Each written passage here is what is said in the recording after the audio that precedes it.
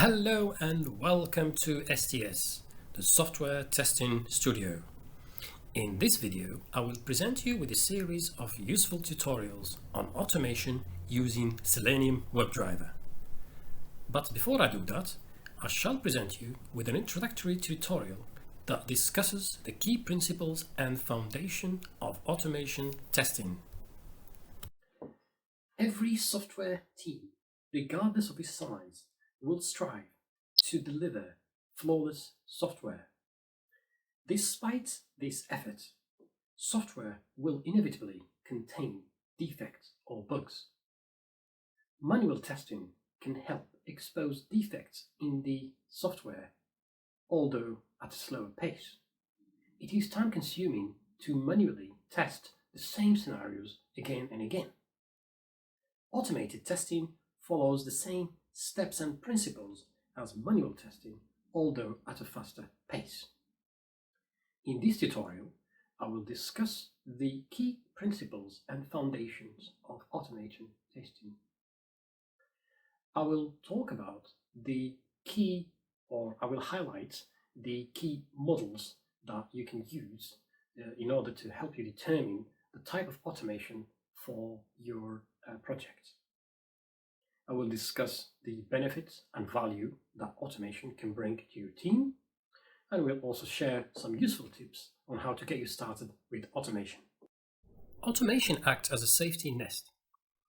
Bugs can be found quickly, giving developers confidence that any change to the code base didn't break anything. Consequently, teams with automated tests will create better quality software products. These products can then be released smoothly and quickly, having used less resources. Automation tests can be run on multiple platforms, multiple operating systems, multiple browsers, and multiple devices. With this model, there are 4 distinct quadrants. These quadrants define 4 areas that better define and classify tests. At the bottom, we have technology-facing tests. On top, we have business-facing tests. On the left side, we have tests that guide development, and on the right side we have tests that critique the product. I shall go through each quadrant in detail. Quadrant 1 describes technology-facing tests that guide development. These type of tests are always automated, and they ensure the functionality is working as expected and that the code has a quality foundation to build upon. Examples of tests that fall into this category are unit tests, integration tests, and components tests, all of which confirm that the code is working as intended. This is a very important quadrant, and the most number of tests should be written in this area. Tests in this quadrant are written alongside development and help confirm the functionality of the feature as it's being built. Quadrant 2. These are business-facing tests that guide development. They can be automated or manual. They help validate the features of applications.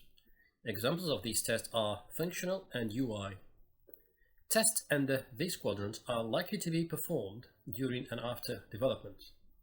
The automated test should be included in the definition of done for a story to know when a feature is complete. These tests will also uncover bugs and issues in the application before releasing the software. Quadrant 3. These are business-facing tests that critique the software.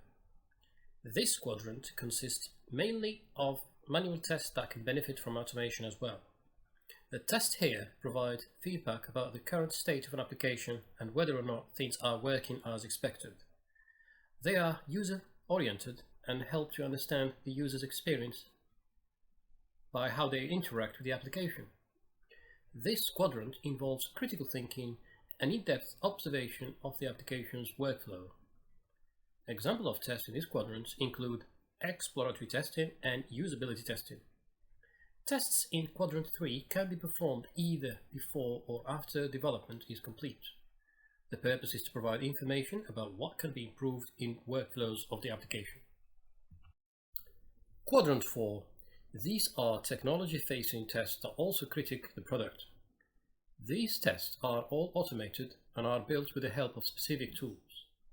Their purpose is to provide targeted information about the application. Examples of tests that fall into these quadrants are performance test, load test, security test, reliability test, and so much more.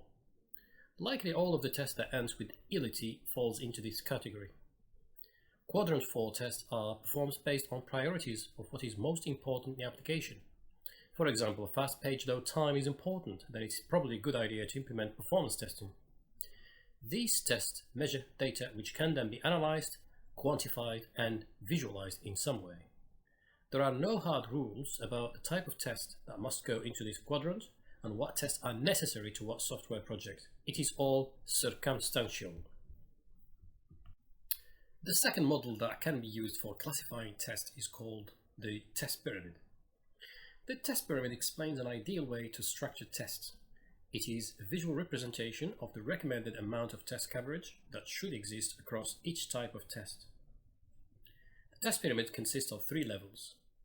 The base of the level are the unit tests, in the middle are the integration tests, and on the top of the pyramid are the UI tests.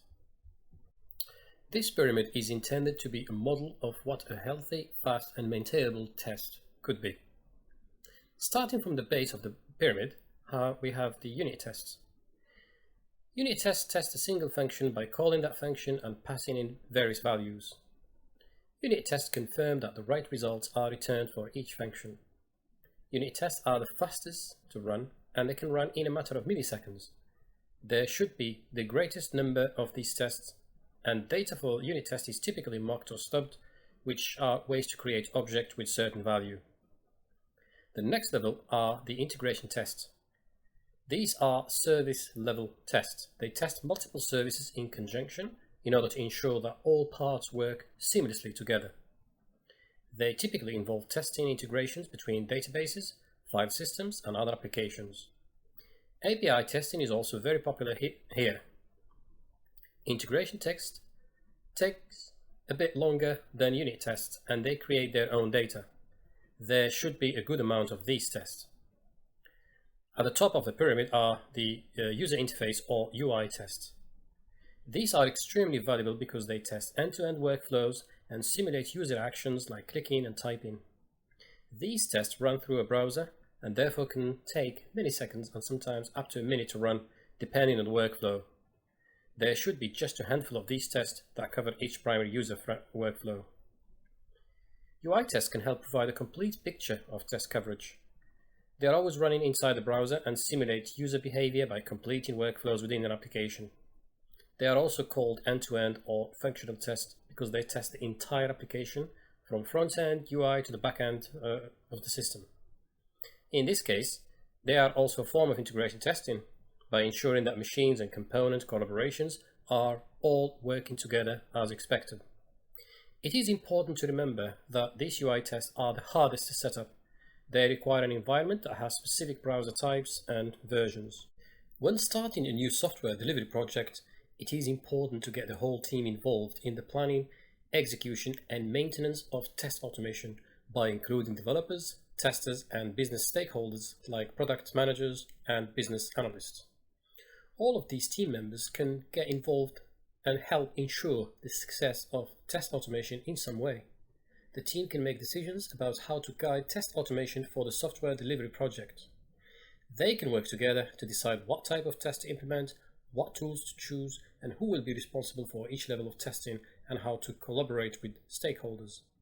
Start by creating a shared picture to align expectations across different groups. Do so in a cross-functional setting with representatives of developers, testers, and business stakeholders. Spend time brainstorming the aspects of good automation test suite will have. Every representative should have a chance to share what they think is valuable in a test suite. It is important for everyone to share their thoughts because something that one person considers critical might not even register on the scale of importance for a different person. It might be surprising to find out that stakeholders have different focuses. Use models like testing quadrants and test pyramid to guide discussions around important qualities and determine what type of test will make up automation suites. Doing these exercises will help ensure that all stakeholders are in agreement about the strategy for automation testing and the way going forward. After implementing the automation test suite, it is recommended to get together as a group every few months for a retrospective. This will help you address what's working well with automation testing and what can be improved. Once the team has identified what type of test will be included in the project automation test suite, determine ownership of each automation test. Typically, developers own unit tests because they are written alongside development. Developers and testers can own integration tests. Testers can own a UI test. This is a model to follow in most projects, but one size doesn't fit all. As a team, decide who owns the test for your project. Just because there are specific owners for types of tests doesn't mean that no other teammates will help work on those tests. Quality is a team responsibility. The whole team approach to testing and quality is most critical when it comes out to automated tests. Automated tests provide a huge amount of value, but also requires a lot of time and commitment. When the whole team is invested in the test automation process, it will lead to the best outcome with a test suite that is robust and well maintained. There are many ways the whole software development team can work or get involved in test automation.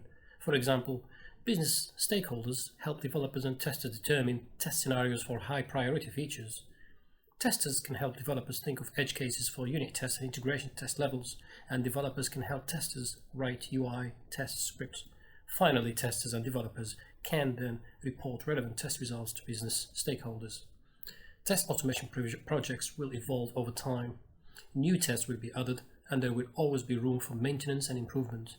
Work together as a team to think of ways to keep an automation suite lean, so we always provide the most value and confidence in an application.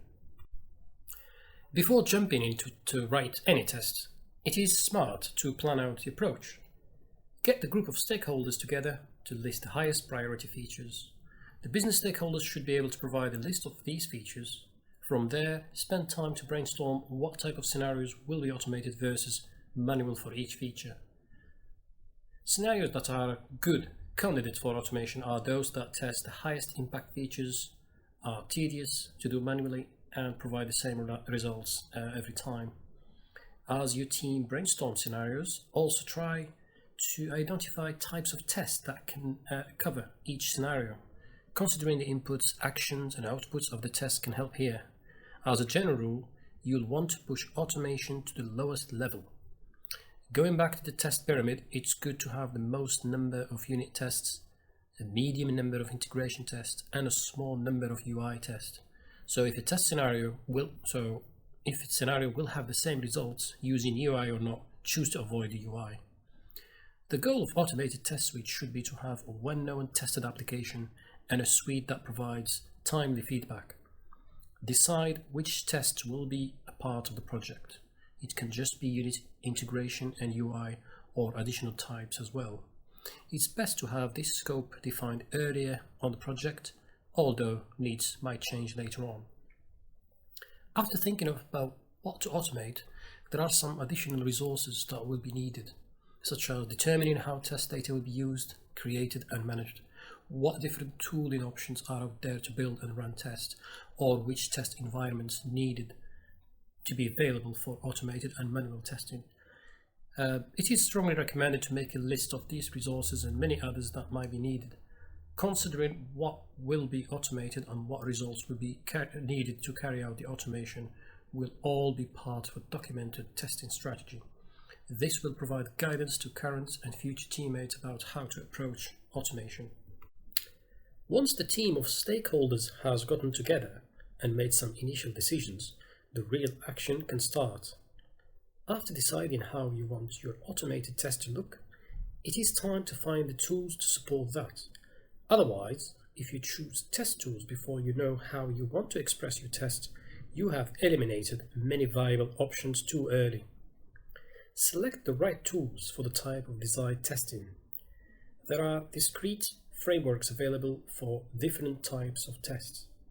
It can be tough for a team to come to consensus about selecting an automation framework, but it is best to discuss this problem together and try to find a good solution. One thing to understand is that there is no one right automation solution that will solve all your team's needs. The goal is to find the tools that seem best suited for the job. It is strongly recommended to start with the baseline requirements of what the tool needs to support. There are two baseline requirements that are recommended. The first is the type of test to be implemented, and the second is the language that the results will be written in. Various types of tests are implemented at different points within the software delivery lifecycle. Having processes in place about when to write and run tests can be helpful. In terms of writing tests, unit tests are completed during development. Ideally, test-driven development or TDD is used to write tests before writing code, and then ensure that the code written works as expected once the test passes. Integration tests should be written during development as well.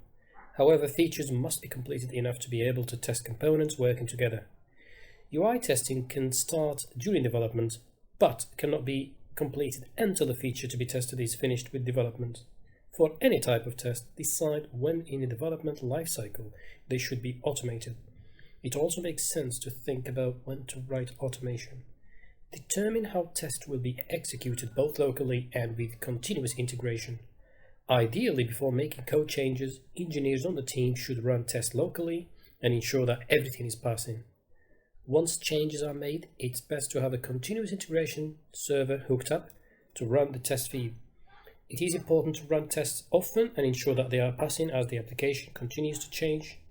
Tests must consistently run green in order to have confidence in the test results. Determining when to write and run tests is a best practice. Following this process allows the team to constantly be thinking about testing and become more skilled with automation. Spend some time to identify scenarios to automate. For each new feature being implemented, write down as many scenarios as you can think of. Don't worry about writing down the scenarios that are too off the wall or not feasible. The goal at this stage should be to think of as many scenarios as possible. Give each scenario a value after identifying a list of scenarios they need to be evaluated. Assign a score of 1 to 5 based on how valuable each scenario is. The scores for value will be determined based on the importance of the feature, the probability this feature would be fixed if broken, and the distinctiveness of the scenario. Work with your team and use your best judgment along the way. As an exercise, have a group of stakeholders assign a score for the value of each scenario. Risk and value are critical when considering test scenarios, but it is also important to consider how much automating a test may cost. Go through each scenario and assign a score of 1 to 5 for the cost of automation. A score of cost will be determined by how easy it will be to write the tests and how quickly the test will be scripted. Assigning a cost to each scenario is where we've been able to see the most variance. After identifying the value, risk, cost of each scenario, there is now enough information to select the best candidates for automation. This isn't a hard and fast rule. Scoring a scenario on value, risk, and cost help us quantify the data and make it easy to select what to automate. Feel free to adopt this model to suit your team's needs. Test automation is an ongoing process. This process works out best when it starts with a strong foundation and continues to build steadily over time. It requires that the team invest in the test and follow good standards.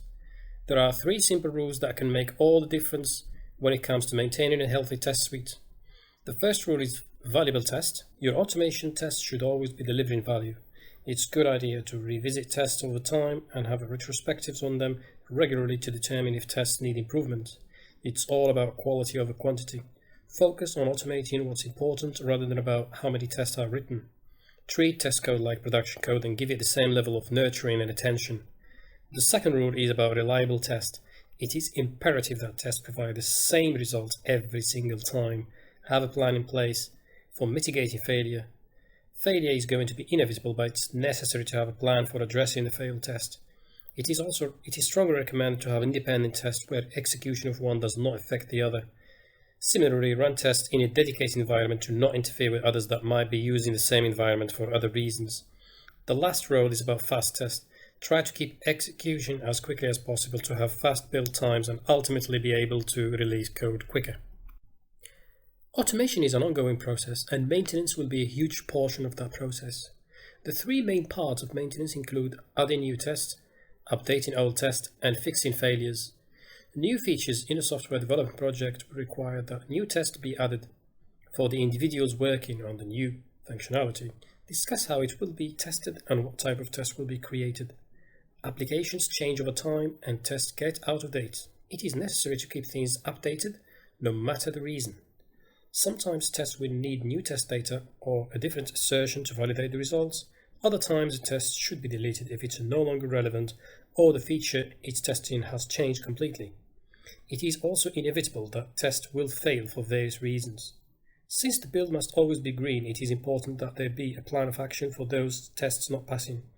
If there is a random failure, find some way to mitigate the failure, like rerunning the tests that don't pass. It is strongly recommended to isolate flaky tests from those that run consistently. Those flaky tests can be improved and then moved back to the main build once they are reliable. If it's a legitimate failure, it is necessary for the test to be investigated and fixed immediately. A legitimate failure might also indicate a bug that needs to be fixed in the code. This should require that the code which introduced the bug be reverted or the bug be fixed. Tests will need to be regularly added, updated and fixed. Having a plan of attack for maintenance keeps these changes happening smoothly to ensure more robust automation suite. The magic of automated tests is that they can run over and over again and provide the same results. Continuous integration is the best way to allow automated tests to be run repeatedly across different platforms and environments. And with continuous integration, tests can be triggered as a result of any new changes pushed to GitHub, or tests can also be run on a recurring basis, such as every hour or every night at 9. A benefit of running tests continuously is that it will likely catch bugs sooner than compared to engineers running tests locally on an ad hoc basis. Coverage is measured by how much of the code is used within tests. It is helpful at visualizing which parts of the application are well tested and which are not. Like all things with automated tests, luckily, there are many tools that can help provide a solution. Code coverage tools are usually free for open source projects and straightforward to set up.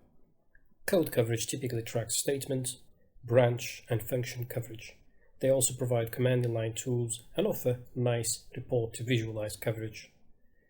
While I always recommend measuring test coverage for any project with automated tests, I don't recommend having to meet strict coverage targets as a result. For example, 100% test coverage sounds wonderful because it means everything is tested, but it can also have negative effects. Decouple coverage from purpose to focus on rating the most important tests that will provide the highest value. Never automate something for the sole purpose of increasing coverage. Rather use coverage data to make informed decisions about how testing in a particular area can be improved. Finally, share automation success stories about automation with the rest of the organization or business. Chances are not everyone will be familiar with test automation. In that case, it is beneficial to discuss what problem automation intends to solve. Also highlight the value of automation so that it's relevant to others. Tests can tell a compelling story about the state of an application. The best way to promote automation is to share with the rest of the organization. Share examples of things like how many bugs automation caught. A goal of automation is to help catch bugs quicker and ideally before a release. Take note of which bugs were discovered from test automation. It can also be a good idea to share how many hours automation saved from manually testing a feature. A good sign of this is having higher productivity and being able to spend less time on each release because more of the checks are automated. In terms of team collaboration, it's good to share how automation helped cross-functional team members work more closely together to parent activities like identifying high-value scenarios and writing test code. Being able to share compelling stories of automation backed by data is invaluable. It will make the team feel more excited about automation and that the time invested in automation is worthwhile. Automated testing provides confidence that the application and the test is working as expected. There may be initial investment and overhead in writing these tests, but once these are written, they can be run automatically and repeatedly without any additional costs. There may be maintenance, but it saves time in the long run. Without a doubt, automation has a great return on investment. Hello and welcome back to the Software Testing Studio. In today's session, we will learn how to locate web elements on a web page and interact them using Selenium Webdriver. So I will be using C# as the source language. Locating elements in a WebDriver is achieved by the following method: findElement by locator. This method accepts a parameter argument which is a by object. There are different ways of locating elements on a web page: by ID, by class, by link text, by partial link text, or by XPath. So by ID. So this is the most efficient and preferred way to locate an element, as most of the time IDs are unique. It takes a parameter of string, which is a value of ID attribute, and returns by object to find element method. The syntax is shown below. The next method is by class name. This finds elements based on the value of the class attribute. It takes a parameter of string, which is a value of class attribute, and it returns a by object to find element method. The syntax is shown below. The next method is by link text. With this you can find elements of an anchor tag with the link names. This method is used when the link text of the anchor tag is known. By partial link text. This is similar to the link text, but with this method you only enter a partial link text as a parameter. Finally, by XPath, and this is the most popular and majorly used in locating element technique, and it's easier to find this method, to use this method in the WebDriver. I shall go through this example, through all these methods by examples. So let's look at an example to explain this. So what we'll be doing, we're going to be accessing this web page here, then navigate to this element, drop down, and then click on it to next page. We usually use what we call an object spy to find the properties of the element. So in his case, we've got drop down. So if we right click here, so we got the text is drop down. So we're going to be using link text or partial link text. So then when we click on it, again, we're going to use the object spy to get the properties. So if you click here, you find the ID, which is drop down.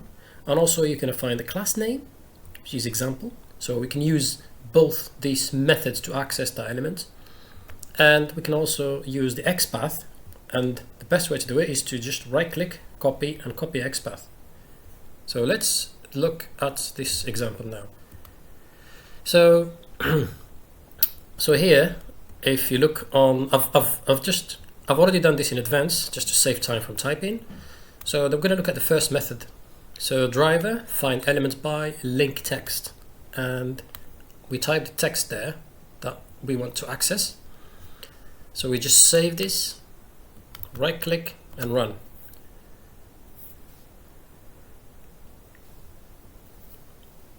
So the driver will launch the page and try to access the element. So the web page is launched and the element has been accessed successfully. Let's click on that, and the test has passed. So let's comment that one out and let's look at the next method, which is partial link text. So this is similar to that, but apart from adding the partial. And here, if you notice, I'm only typing a partial, not rather than the full. So instead of typing drop down, I've only typed drop D as an example. So let's save this and run it and see if you can find the element and access it.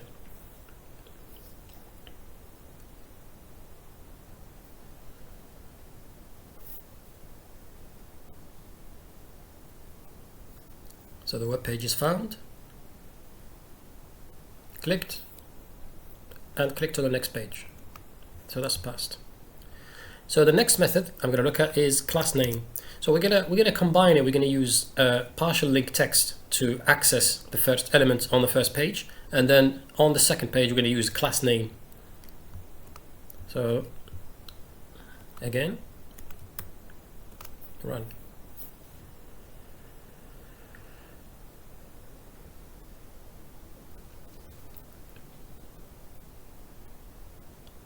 Page is found, and it clicked on the first element, and then it clicked on the second page, and the test is passed. So the next method is by ID again.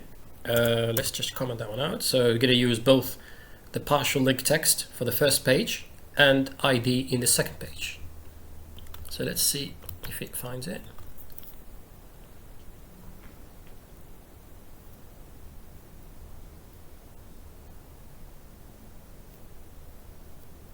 So the page is found.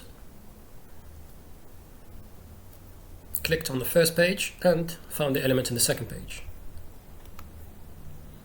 And now let's look at the last method that I want to show you in this tutorial, which is the XPath. So this is the syntax, XPath, and you put the path. So how did I obtain this is by using the object spy, as I showed you earlier. Right click, copy XPath, and then paste it here. So let's see if it finds it. Let's save that and let's run.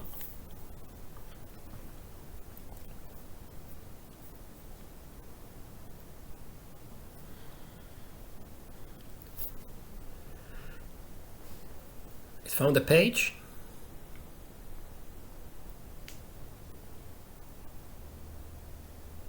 And clicked on the element.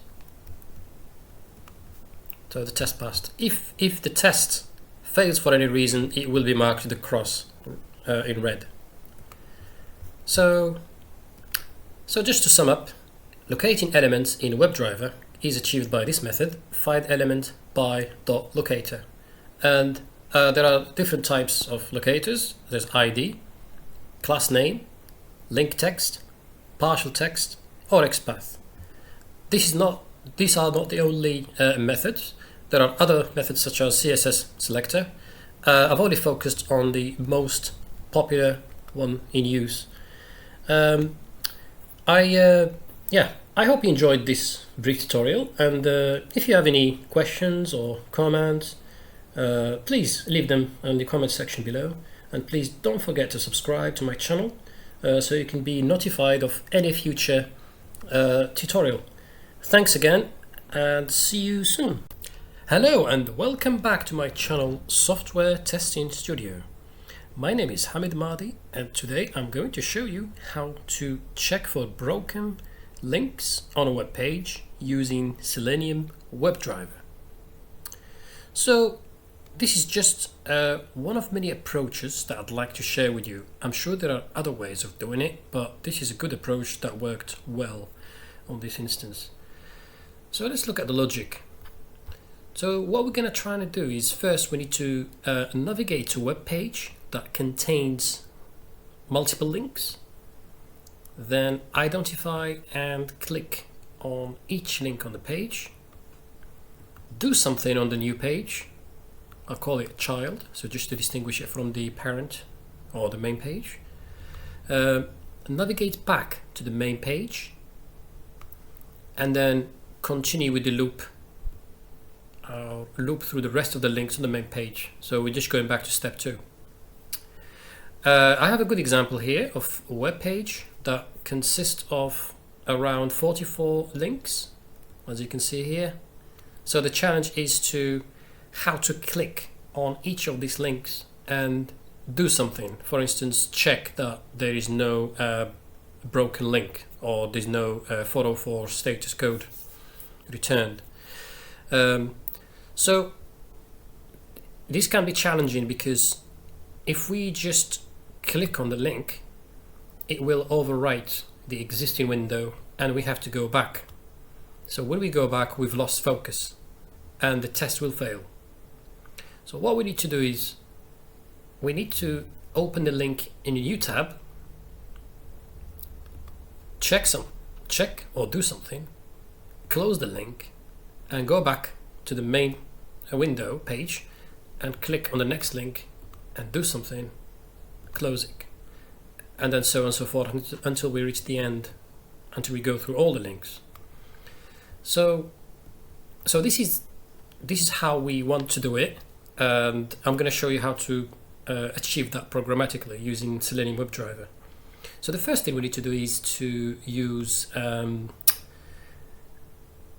the web element spy or inspector, and identify the main section where all the links are, and then navigate or loop through all the links. So what we could do is there are other links on here, but we are only interested in the links on this section. So using the inspector, if we highlight it, so this is the section we are interested in, and so it's ID content. And if we highlight UL, so it's highlighting all those that section with the links. So it's which is an ordered linked list. So the content, and then we need to be on the unordered list.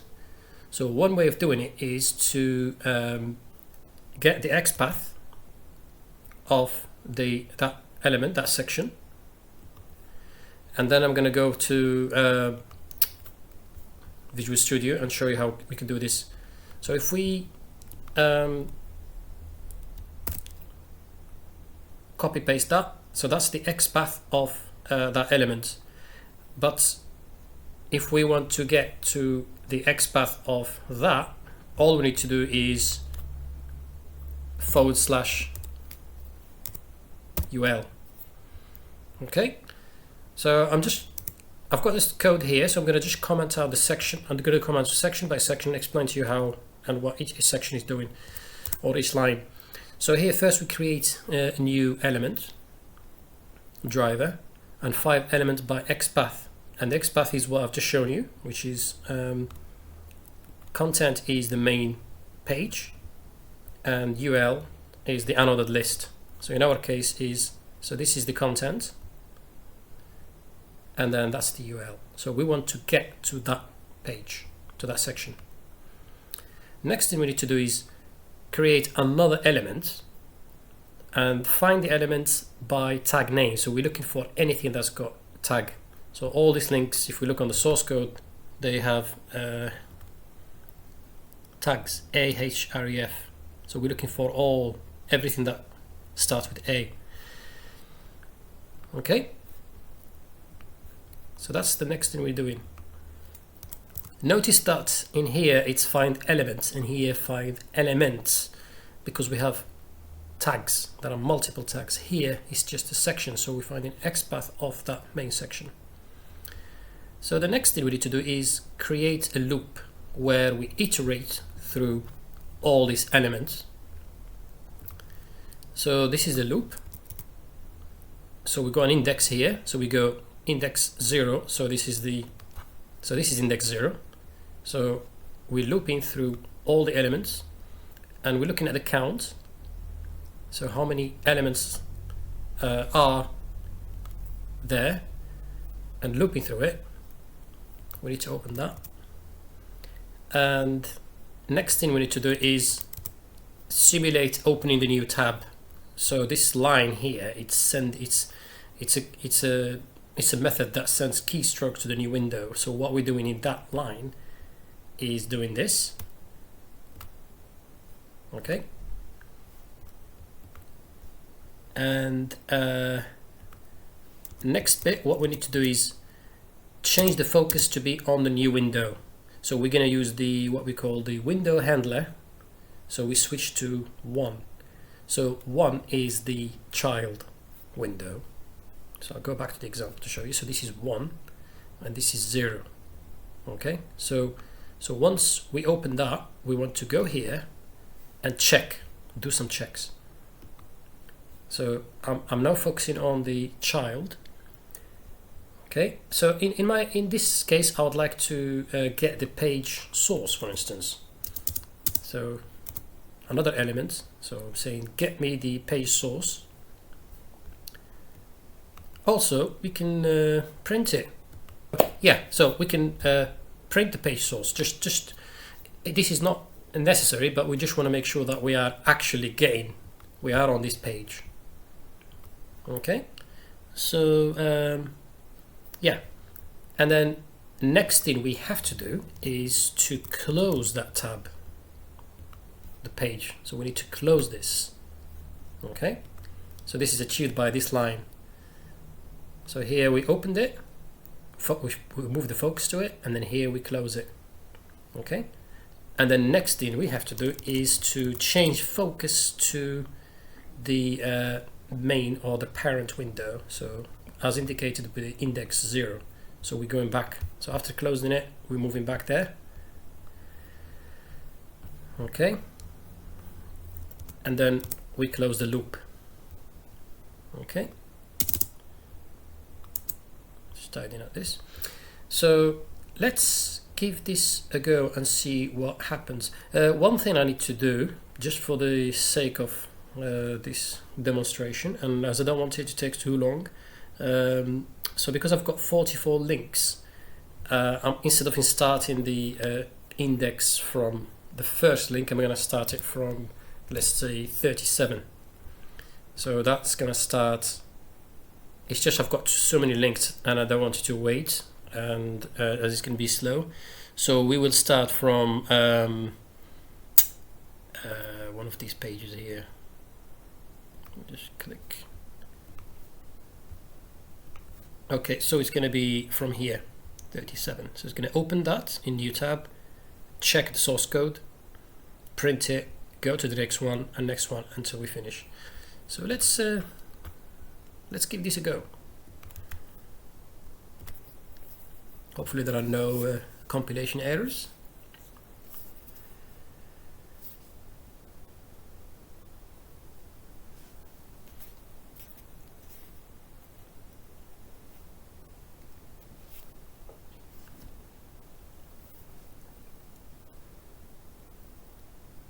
So I found the page, so it clicks on the first one, then it's going to close it, and next page, next link, get the source code, go back to the main, so open another one, status codes, another link, another one, and then finally the last one. Excellent, and it's finished and the test passed. Okay, and you can see here the status says test passed. One thing I should have done is let's do the test again, because I want you to see the count, number of links should be 44, and also print the just this to say that the source code is below. Okay, so let's just close that, tidy up. So let's try again.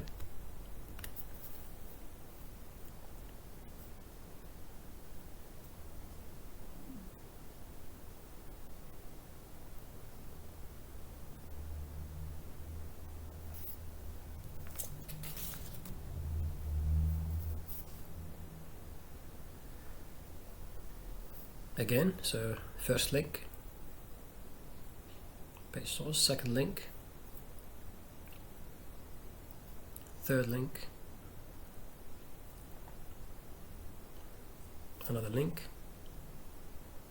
So you notice that the tabs are open and then closed. Another link, and then the final link. Okay, and that's stopped. So we can go to the again, you can see here test passed. Let's look at the test results.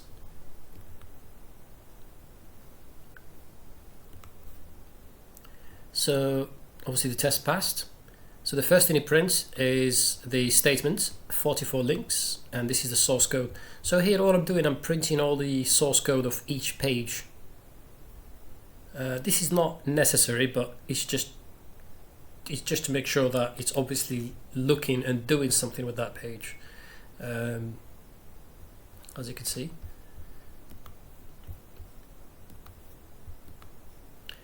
Okay, one thing we could do here, so instead of just printing the source code, we could check if there is something in the source code. For instance, suppose the page cannot be found. if there is a status code 404. So that's a useful thing to check. So so what we could do is add another condition here saying if page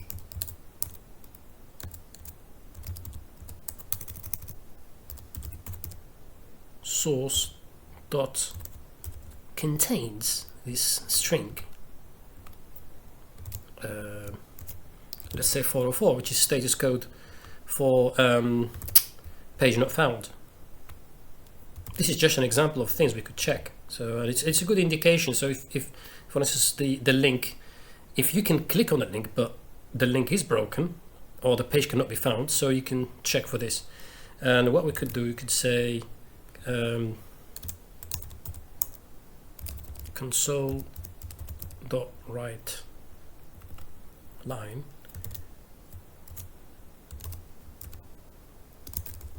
page cannot be found.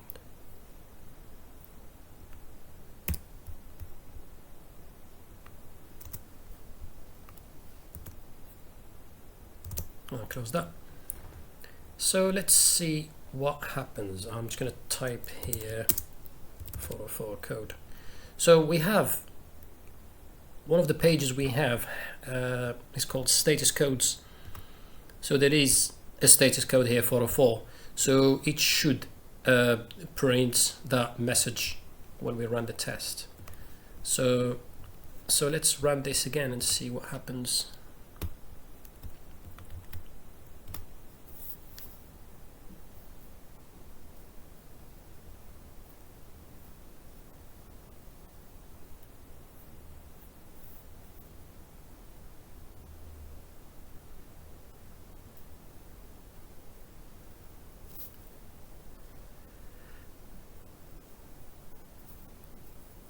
So the first page, second page, third page, fourth. So this is the page with the status code, so it should print a message saying that page cannot be found. Notice that I've left the test running. I didn't want to interrupt them, so I'll come back to that in a minute shortly. And yeah, so that's the last one. So if we look on, let's look for this code here. So the test still passed and still continued, but it will be flagged in log.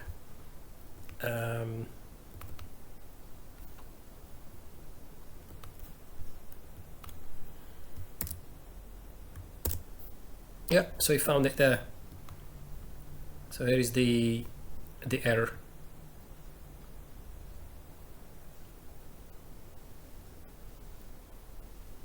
Okay, so it printed the source code and it printed that error there. And the page is here, look, all the sources, so it's captured it. So what we could do here is we want to abort the test if there is a page not found somewhere. So we don't want to carry on.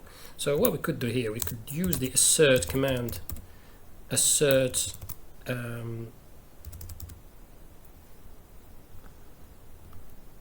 .fail command. So when it gets to this section, this condition, when it's checked that there is a 404 status code, it should just fail the test.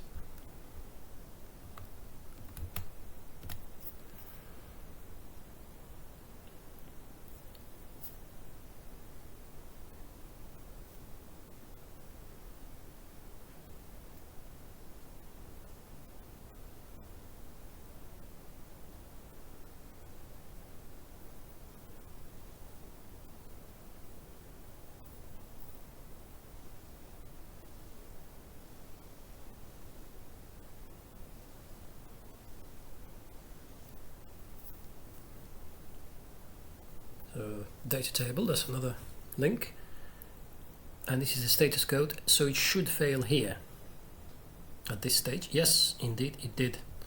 So unexpected errors detected.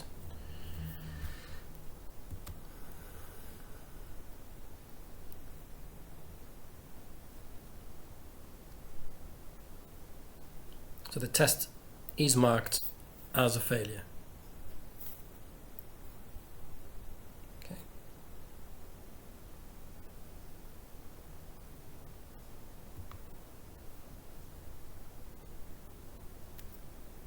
I'm just waiting for it. So it's a fail. As you can see, there's a cross there. And if we go to the log, so it's failed.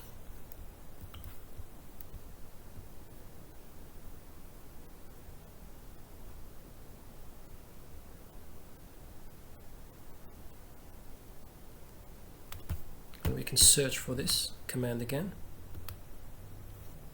Page cannot be found.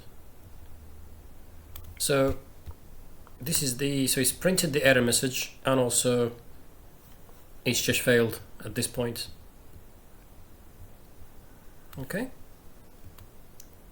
So just to recapitulate, so what I've done so far is we've navigated to a web page that contains multiple links.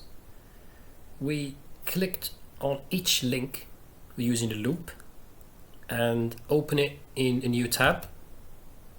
Then we went back to the main window and looped until we reached the end of the index, where all the pages, where all the links are.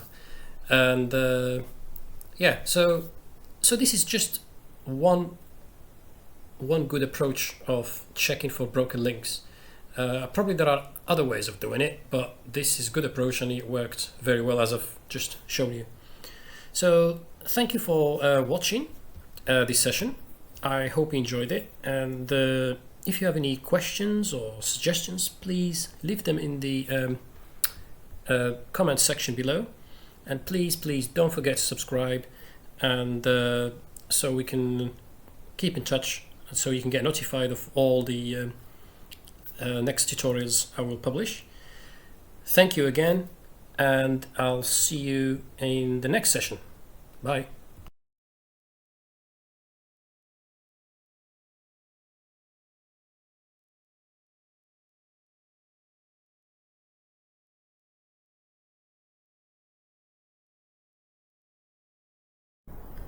Hello and welcome back to STS Software Testing Studio.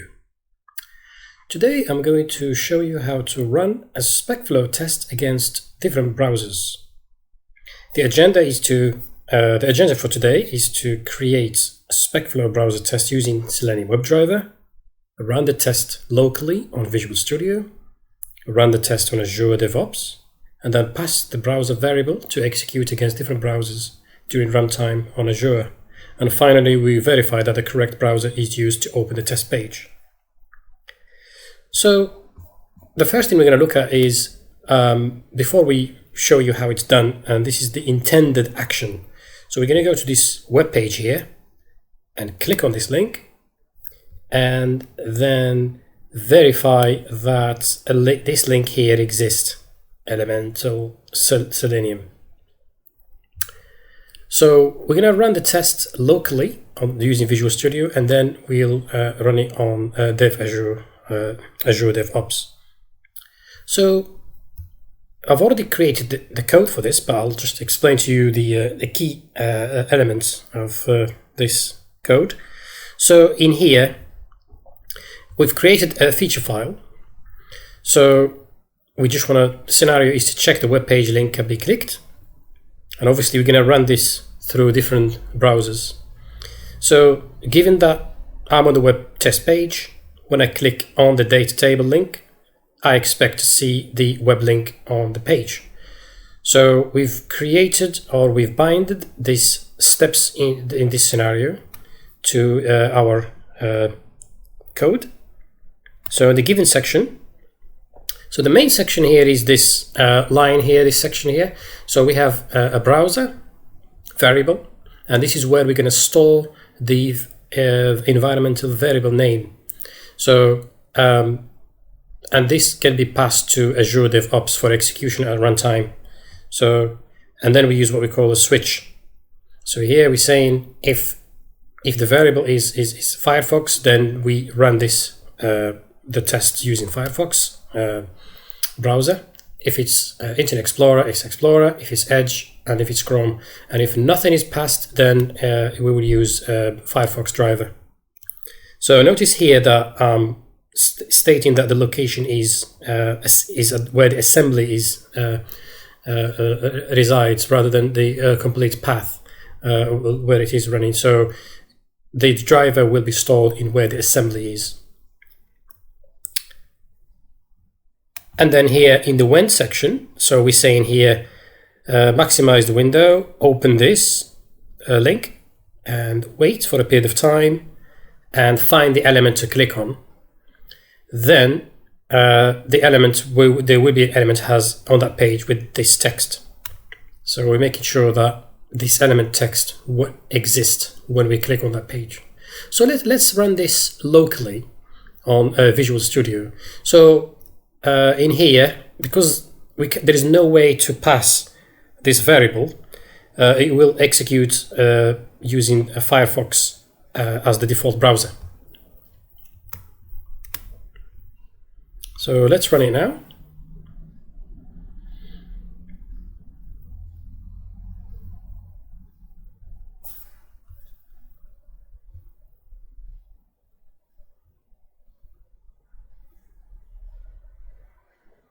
Here we go. So it has opened the Firefox.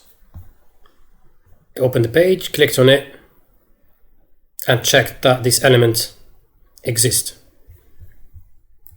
And the test passed. Okay. So because we didn't specify the because we hadn't passed, there's no way to pass this variable here locally. So you just use the Firefox. Now, what we're going to do now, we're going to run it on Azure DevOps.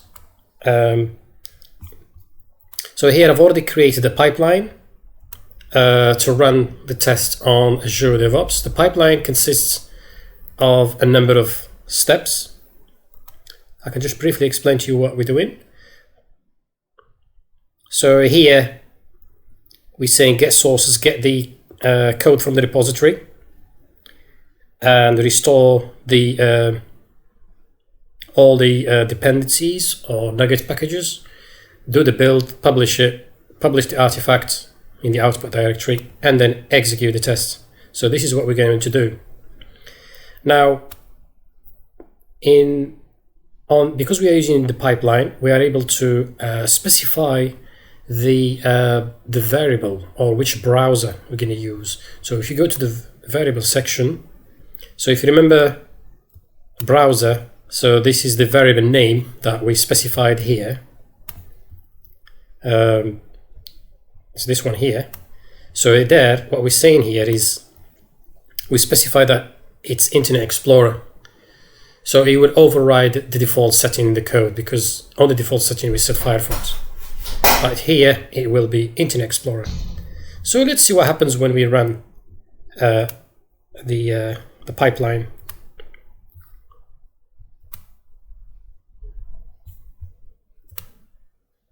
Here we go.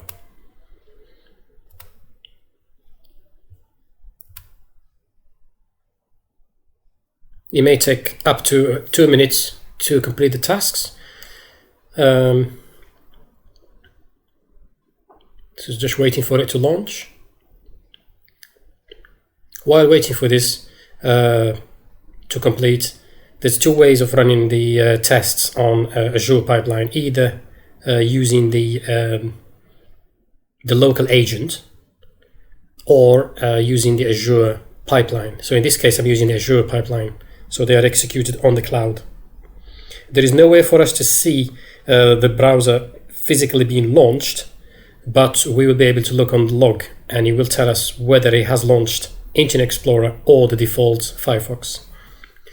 So at the moment, it has run, initialized it. It has checked out all the code from the repository. It's restoring all the dependencies. Now it's restoring the NuGet, all the packages. So far, so good.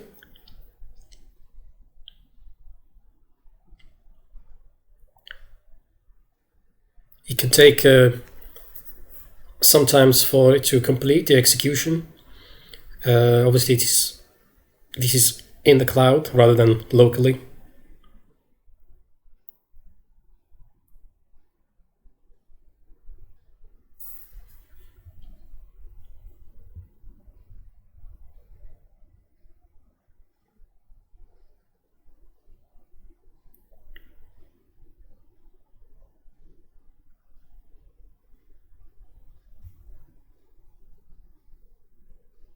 So it's still doing the nugget restore successfully then, and now it's building. So it's going to build the project.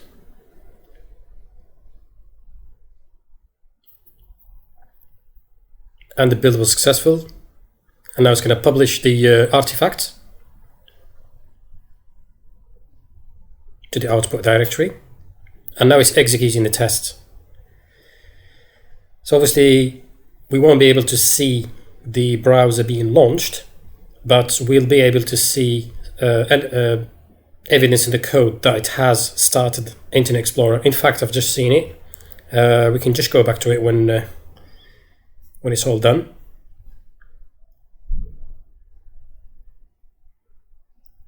For reference, I have a total number of 10 tests, but I'm ignoring 9 of them. I'm only running 1 just to speed things up. So the test looks like they've been executed successfully and all passed. So let's look on the log, and we look for evidence that it has opened Internet Explorer and not Firefox. So if we go down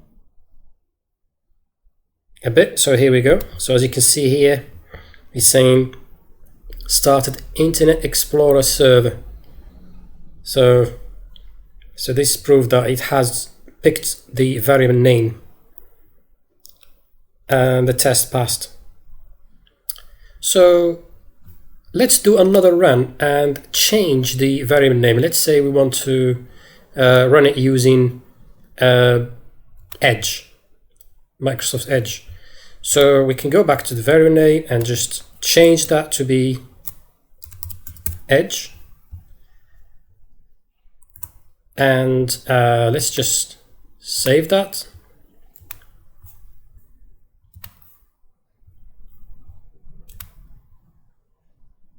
And then we can just run it. And then we can check the progress here.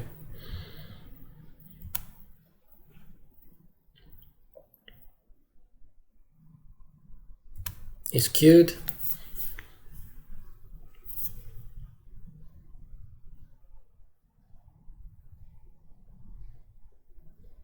We're just doing the same thing as before, running using the pipeline. And obviously the process is the same, going through all the steps of checking out the code, restoring the nugget packages, doing the build, publish the build, do the test and publish the results. So all this is repeated, but it should now pick up, it should open it in, it should open the test or execute the test on Edge rather than Firefox, rather than Internet Explorer. So here it has, it is initializing, it's checking out the code.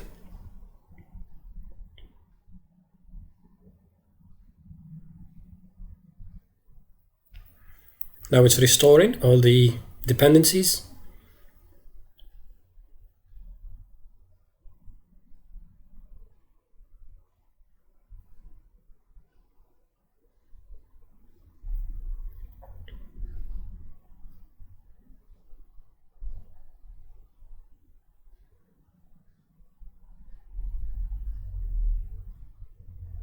And now it's restoring all the nugget packages. So it looks like this is the longest, the most time-consuming step. All the other steps seems to be quicker. 8 seconds, 9, 18. So this is the longest step.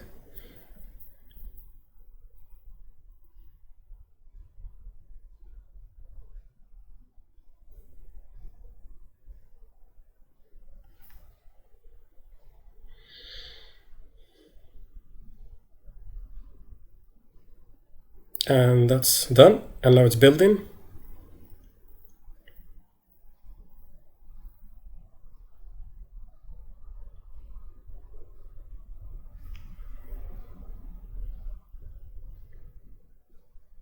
And the building was successful. It's publishing the artifact to the output directory, and it's running now the test.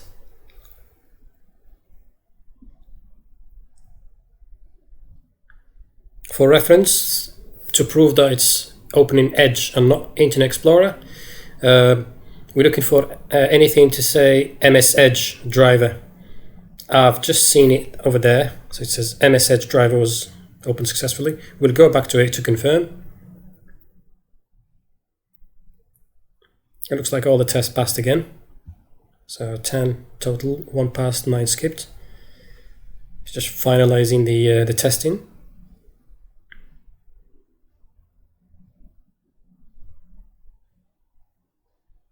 And the test is completed. So if you go back to the test section, let's just confirm that it has definitely opened the MS Edge driver and not Internet Explorer. So we're looking for, here we go.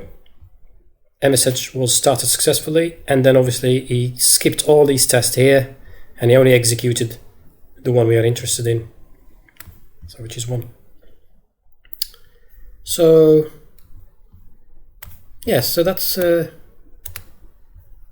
it for now, and let's just have a look here and see what's happening here. All the runs. Yeah, so I hope this makes sense. So what I've done is I've briefly shown you how to run a SpecFlow test against different browsers. So we've created a SpecFlow browser test using Selenium Webdriver. We've run the local test locally, and we ran the tests on Azure DevOps.